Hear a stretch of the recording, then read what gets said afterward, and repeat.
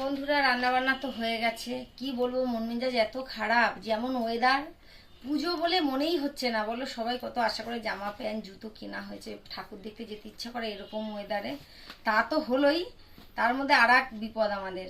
যেমন ছেলেটারও জন্ডিস ধরা পড়েছে কালকে, ওর বাবারও।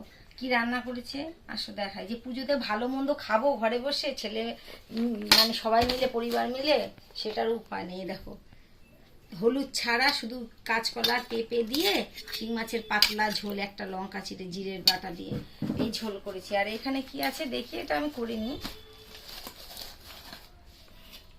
ও, এটা হচ্ছে রুই মাছের ঝোল।